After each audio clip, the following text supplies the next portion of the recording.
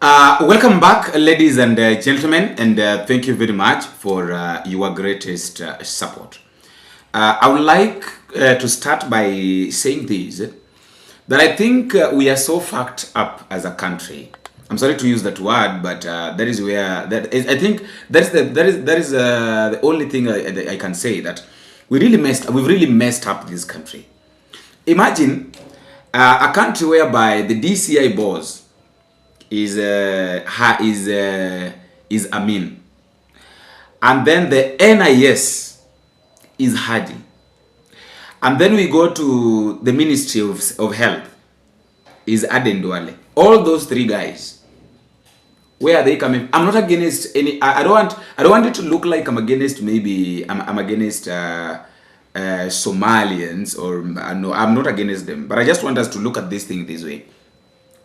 I've watched a certain clip, and hata wewe mwenyewe ukitazama this clip is going to send a lot of signals, or this one is like an eye opener to majority of us in this country. Imagine Somalis, some two guys are stepping on Kenyan flag, wanaichezea. Baada ya kuichezea, and then one of them kicks it. The other guy takes it and uses it to rub his groins.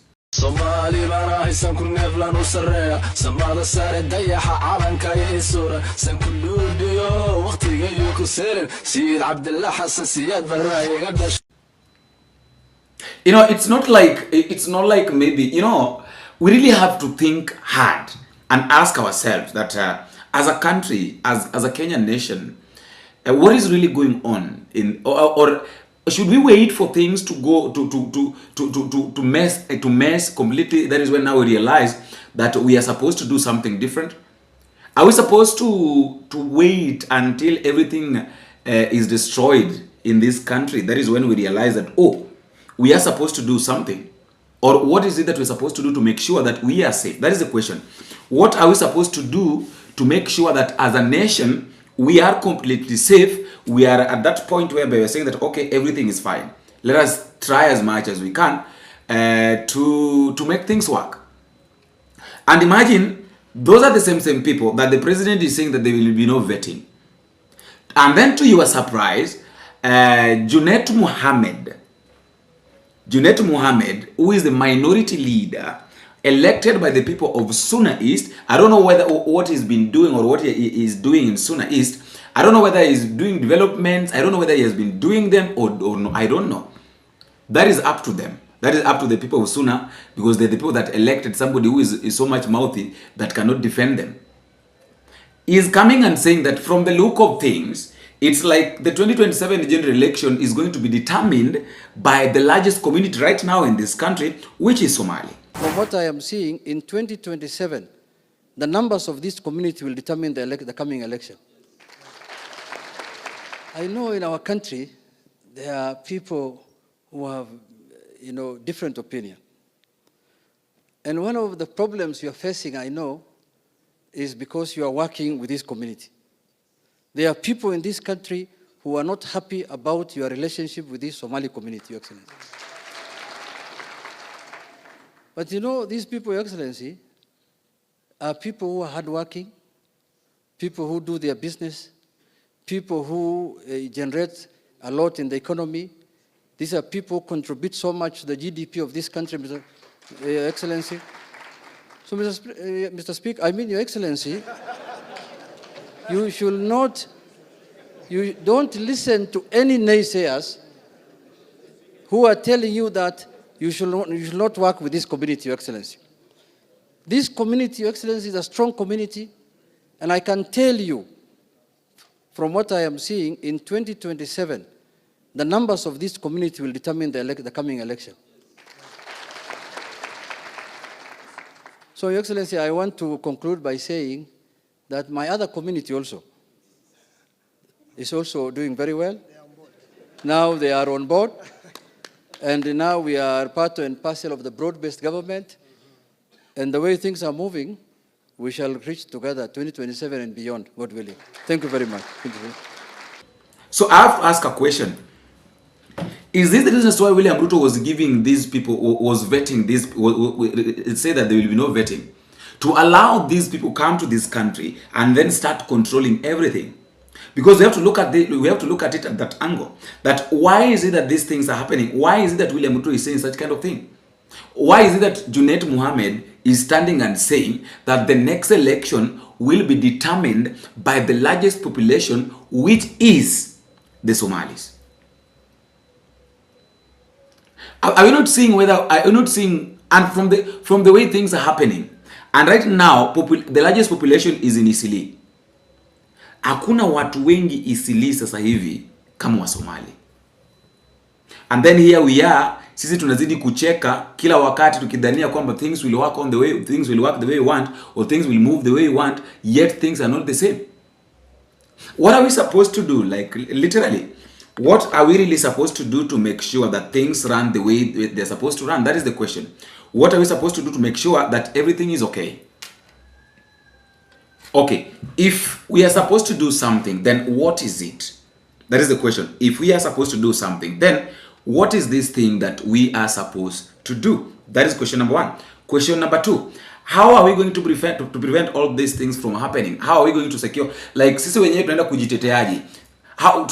Tunapaswa sisi wenyewe tupaswa kujiteteaje kuhakikisha kwamba mambo yanaenda jinsi ambavyo yanatakikana? Because if we don't step up, a time is coming whereby if the real Kenyans will not step up, then these foreigners, these people that are coming to stay in this country, will destroy this country. That is the naked truth. These guys will completely destroy this nation. Yeah. What is it? What is the relationship? What is the relationship? Sorry, what is the relationship between William Ruto and the Somalis? What is it that he wants? Is it because sasa hizi anajaribu kuangalia those communities that can help him secure his second term? Because even if it's all about leadership, hata kama ni because of power, why would you put people's lives at risk? Why do you just decide to put people's lives at risk simply because you want to secure your position? Maybe you want power. Why? What is going on? Literally, what is it that is going on? Can we really ask ourselves that such kind of questions? That what is going on? How can we prevent these things from happening? When, where, and how? That is the question. Because you can't tell me that you will wake up in the morning and then see things working not the way you expect or not the way you want, and then keep quiet. Hiyo hata kama wewe ni nani, sidhani kama inaweza, I don't think kama inaweza kuwa rahisi. Completely it can't. Such kind of things, in fact, such kind of things should not even be accepted in Kenya.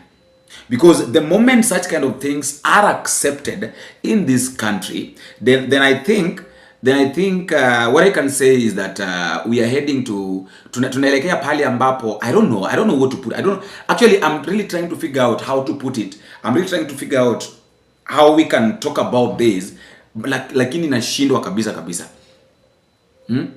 Nashindwa kabisa, completely by the kabisa nashindwa. What are we supposed to do as a nation? What are we supposed to do as a country to make sure that we are all safe? How are we supposed to make sure that we are safe? Because this country is not safe anymore. We are not safe. Nobody is safe. Let nobody lie to you that you are safe wherever you are. If this thing, imagine, well, I don't know whether you've watched that. Are you really watching this clip? No, I don't know whether you're really watching this thing, by the way. Hiyo ni flag ya Kenya ndio inapigwa teke. Na watu ambao wanaipiga teke ni vijana wa Somali. Alafu baadaye ni kama wanaichukua, ni kama wanapangusa nayo sehemu zao nyeti. It has got a lot of I know people, maybe somebody may say that you are overthinking. It's not about overthinking.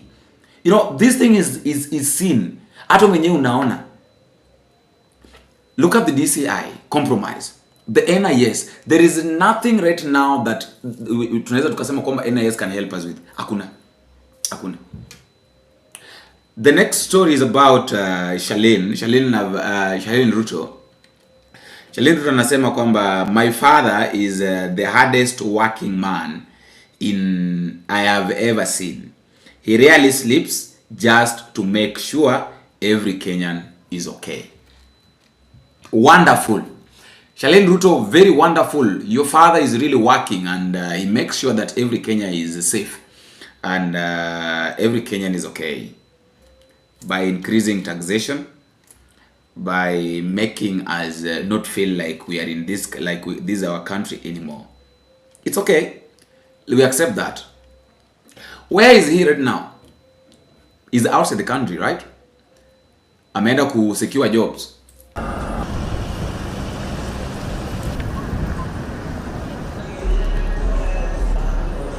Oh, yeah. Okay, good, yeah.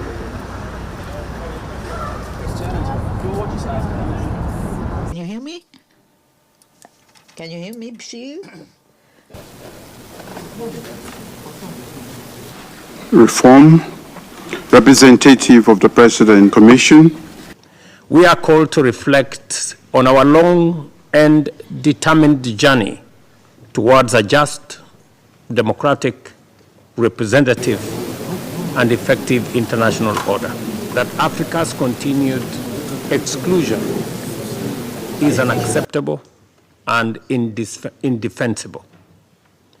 At 80, the UN's credibility will be judged by whether it finally recognizes and delivers justice and representation for the 1.4 a gathering of people great African historical countries. significance Africa carries a of the disproportionate seating share of the Security and to Council's advancing agenda, the and is among the largest contributors of the UN peacekeeping.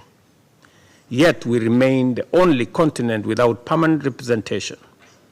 This historic injustice must come to an end sooner rather than later. Remember William Ruto said that ameongea na Trump and they've secured 400,000. Was it 4,000? Was it 40,000 or I don't know, something like 40,000 youths wataenda kufanya kazi abroad. Have they ever gone? Unasema kwamba your father is making sure that we are okay. We are, what I can say actually, mimi kitu ambacho naweza nikasema kwamba we are all doomed. Actually tumefika pale ambapo hii Kenya imefika pale ambapo kuna mtu ambaye alisema kwamba ikifika hapo basi kila mtu, basi Kenya iuzwe na kila mtu apewe sehemu yake aenda kajitafutie pale ambapo anaweza kaishi. Yeah. Unajua hata ukiangalia wanasiasa wenye wanaongea sana mara nyingi matendo hawana. Kwa sababu unaenda mahali sometimes ndio nikikasirika, sometimes nakasirika kwa sababu nakasirika, wanasiasa mara nyingi wanatudanganya. Tunashangilia mpaka tunasema misa icheleweshwe, lakini tunasahau ya muhimu. Kinachodumu milele ni Mungu. So hakuna maana ya kumdharau mwenzako hapa duniani. Kumbuka, hata uwe na ndege, hata uwe na gari aina gani, hata uwe na mamilioni namna gani, mchanga ina mesa. Kaburi ni tajiri, kaburi ni tajiri, kaburi. Kaburi ni tajiri, kaburi ni tajiri, kaburi. So sisi wote tutaenda wapi? Ndio ukitembea mapua yameangalia wapi? Angalia mwenzako muulize, unajua who next? Naambie maiti mtarajiwa habari yako. Maneno mengi sipendelei,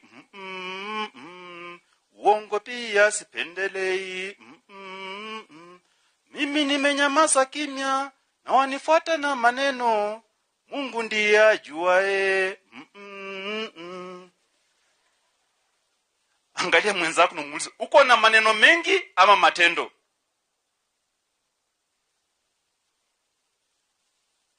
Ndio naomba leo hii tuwe watu wa matendo yako Mkristo hayakunipendeza, matendo yako Mkristo hayakunipendeza, sikudhani kama ungeweza kuyafanya haya, sikudhani kama ungeweza kuyafanya haya, si kitu, mimi ni mpita njia, nitakwenda utapaki na wako uliyemsoea, na kushauri usiwe na mashaka, mie mwenzie mwana mama, ninasonga mbele. Hata Yesu alipomuua, injili ilisonga mbele.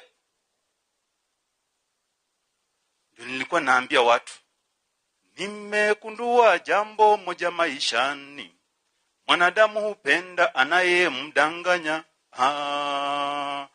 Ukimweleza ukweli hamtaelewana kamwe. Una uhuru wa kusema hutaki, lakini si wa matusi dada. Because what are these? Not the president, not the daughter, not the wife, not the people that he is employed, not the people that are not his family. Everybody just saying things like kila mtu anazungumza tu. Yani unaona ni kama bora mtu amezungumza, bora watu wamezungumza. Watu waangalie wanazungumza wanasema nini. Bora mtu anasema anaona bora amezungumza tu. It is so much shameful, by the way, and inauma.